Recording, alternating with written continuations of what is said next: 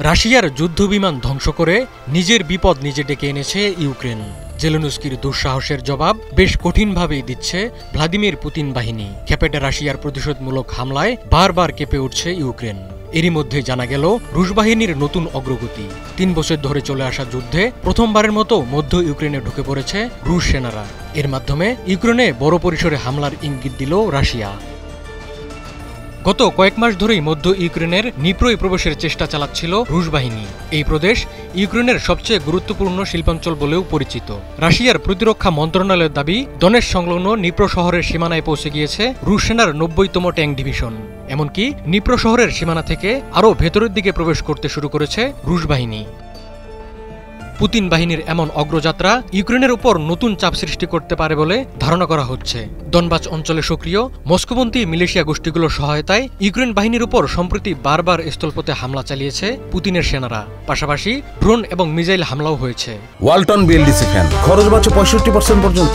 Walton BLDC fan ছড়ায় স্বস্তির সবুজ হাওয়া। এই অবস্থার মধ্যে ইউক্রেনের নিপ্রো রুশ বাহিনীর হাতে চলে গেলে তা কৌশলগতভাবে পুতিনকে এগিয়ে দিতে পারে।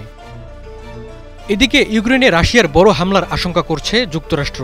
মার্কিন কর্মকর্তারা মনে করছেন, বোমারু ঘাঁটিতে ইউক্রেনের ড্রোন হামলার জবাবে রাশিয়ার আসল প্রতিশোধমূলক আঘাত এখনো শুরু হয়নি। তারা বলছেন, রাশিয়া শিগগিরই একটি বহুমাত্রিক ও বড় পরিসরে হামলা চালাতে যাচ্ছে। বার্তা সংস্থা রয়টার্সকে মার্কিন কর্মকর্তারা জানান, রুশ প্রেসিডেন্ট ভ্লাদিমির পুতিন পাল্টা হামলার হুমকি দিলেও এখন পর্যন্ত তা পূর্ণ মাত্রায় ঘটেনি।